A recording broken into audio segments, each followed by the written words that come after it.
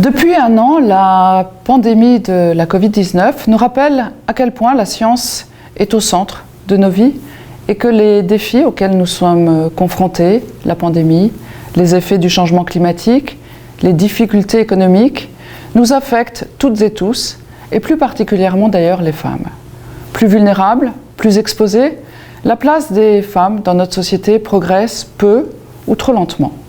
Les femmes ne représentent encore et toujours que 30% des chercheurs dans le monde et 25% des professeurs d'université. Comment expliquer une si faible représentation des femmes en sciences?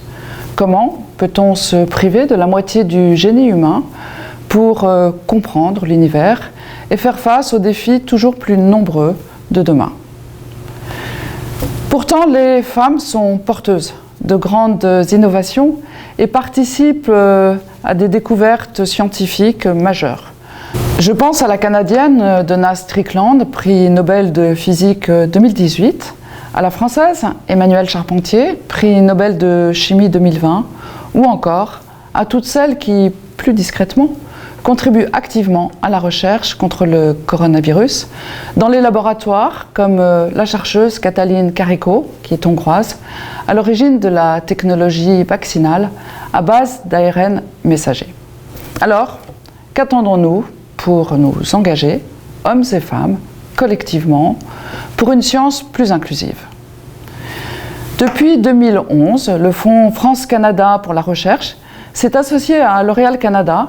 Grâce à ce partenariat, 17 jeunes chercheuses canadiennes ont été soutenues et 85 000 $ de bourse ont été attribués.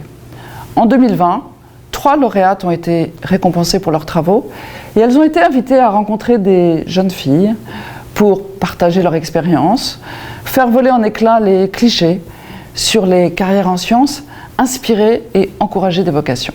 À l'occasion de la Journée internationale des femmes et des filles en sciences, aujourd'hui 11 février, je vous laisse ainsi découvrir ces chercheuses de grand talent et espère que les filles et les femmes parmi vous auront envie de suivre leurs traces porteuses d'avenir.